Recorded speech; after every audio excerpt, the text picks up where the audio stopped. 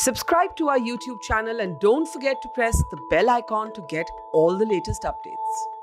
हम जो भी दवाइयाँ देते हैं वो रैशनल अप्रोच होनी चाहिए, ओवर यूज़ नहीं होना चाहिए।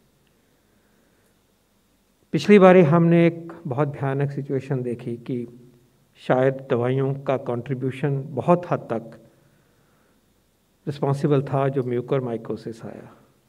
म्यूकोरमाइकोसिस एक फंगस है जो इवन अदरवाइज कोई डायबिटिक होते हैं, बीमार होते हैं तो उनको हो जाती है, लेकिन जिनको साथ में स्टीरॉयड मिलते हैं तो म्यूकोरमाइकोसिस ज़्यादा बढ़ जाता है। और हमने ये देखा कि सैकड़ों में ये बात हुई और इसमें किसी हद तक एक गिल्ट है कि ओवर यूज़ हुआ।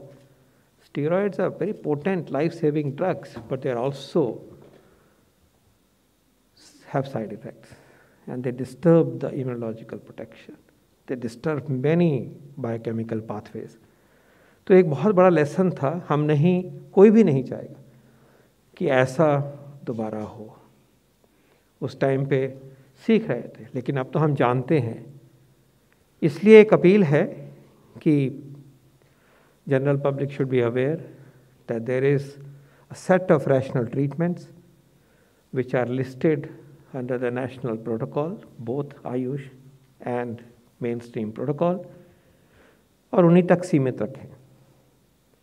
बहुत सोच विचार करके और डायनेमिक तरीके से उस प्रोटोकॉल को बेस्ट टीम्स ने, बेस्ट एक्सपर्ट्स ने लेके बनाया है, और दुनिया में जो हो रहा है उसको वॉच करके WHO के रिकमेंडेशंस को नज़र में रखते हुए अगर हम उसमें देखते हैं, and I want to be specific here because we have a true concern of over use, mis use of drugs in the space of Covid treatment.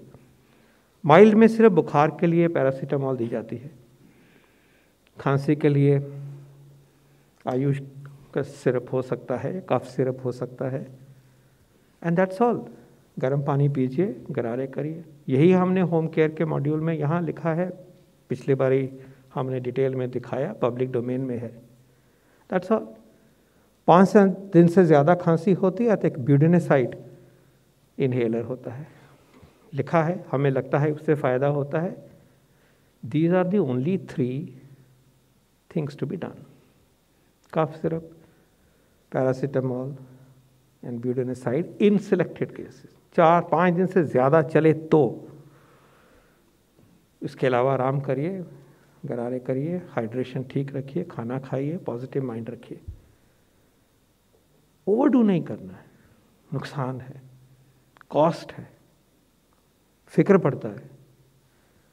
जब अस्पताल में भी जाते हैं और हम बात कर रहे हैं कि कम हॉस्पिटलाइजेशन की ज़रूरत है, उस पर मैं आऊँगा very briefly toward the end. Oxygen number 1 दवाई मिथाइल प्रेडनिसोलोन या डेक्सामेथासोन, ये स्टीरॉयड है, उस टाइम पे ज़रूरत होती है। जिस व्यक्ति को ऑक्सीजन की देने की ज़रूरत पड़ जाए तो बाय एंड लार्ज फिर methyl prednisolone, dexamethasone clinical judgement के बेस पे फिर उसकी ज़रूरत आ जाती है, वो डॉक्टर डिसाइड करते हैं, हमारे प्रोटोकॉल पे लिखा हुआ है। हेपरिन दिया जाता है अस्पताल के अंदर बीमारी को देख के। 3 दवाइयाँ हो गई। रेमडेसिविर है, क्लियर कट गाइडलाइन दी गई है कि किसको देनी है अस्पताल के अंदर। घर में उसको देने का कोई मतलब ही नहीं। सोच विचार के क्लियर इंडिकेशन, मिसयूज़ हुआ, ओवर यूज़ हुआ, कॉस्ट पड़ी, पैनिक हुआ, रेमडेसिविर का सबको विदित है। और फिर एक दवाई बहुत ही सीरियस होता है, सडन वर्सनिंग हो जाती है, तो टोसिलिजुमाब है, जिसको कि टास्क फोर्स ने और सरकार ने कहा कि यूज़ कर सकते हैं अंडर दोज कंडीशंस, क्लियरली लिखा हुआ है। और इसके साथ साथ कभी एंटीबायोटिक्स देने पड़ जाते हैं कि इन्फेक्शन ना हो, एंड दैट्स ऑल। कोविड की ट्रीटमेंट आप विदित है, क्या इफ़ेक्ट करता है, क्या नहीं इफ़ेक्ट करता। हम प्लाज्मा की बात करते थे, हटा दिया, उसी प्रोटोकॉल में थी तब लग रहा था क्योंकि ढूंढ रहे थे इलाज, और डेटा आया, हटा दिया। हाइड्रोक्सीक्लोरोक्विन शुरू के प्रोटोकॉल में था, हम सब ने लिया, प्रोफिलैक्सिस के लिए भी था, हट गया। जब साइंस नई आती है तो साइंस ड्रिवन अप्रोच में उस नई चीज़ को रखते हैं या छोड़ते हैं या इन्फोर्स करते हैं। आइवरमेक्टिन एक स्टेज पे था, हट गया। तो इन्हीं दवाइयों को रैशनल यूज़ की ज़रूरत है, ये हमारी विनती होगी। पीडियाट्रिक एज ग्रुप में एक स्पेशल सिचुएशन आती है तो IVIG का इस्तेमाल होता है। I am just naming them specifically just to tell you that the repertoire of drugs medicine that are required are limited, and these are the ones who have the support of science and evidence as of today. Tomorrow something new comes, it will be added or dropped. Please have faith, and we would request our health medical fraternity to please follow the rational guidelines. Do not overdo. And we would like the public to know that the synthesis of what is best for us is on our treatment protocol. इस appeal को ये ज़रूरी है कि ये बात कही जाए। लास्टली, आपने देखा है कि पेंडेमिक की इंटेंसिटी बढ़ी है, क्वाइट क्लियर, जहाँ तक भी हमारे पास डेटा है, it is being driven and powered by Omicron. It is rapidly replacing or has replaced the previous dominant variant, the Delta variant. We are experiencing a variant which has a high transmissibility, high growth rate. And we are experiencing that, normally the west to east transmission or expansion of the pandemic would take longer, but this time it has been very rapid because of the increased transmissibility. You can see rapidly rising test positivity rates, phenomenally high, 25%, 30%, even 60% from a particular city. A national average of 11% from less than 1% only a few days ago. It shows how things are. But remember, we are seeing now understanding the disease from the Indian experience also. 10-12 दिन, 15 दिन पहले हम बाहर experience को adapt करते थे, अब हमें यहाँ जो हो रहा है वो भी क्लियर होता जा रहा है। It looks that hospitalization rates में बी लो, मे बी, लेकिन बहुत स्केल पे हो रहा है। That's also known. एक इन्फेक्ट होता है, सारी फैमिली इन्फेक्ट होती है। हमें कुछ भी कहें, अपनी तैयारी और विजिल जो है उसको कम नहीं करना है। And I really endorse the statement from WHO, 2 colleagues in WHO. Omicron is not common cold.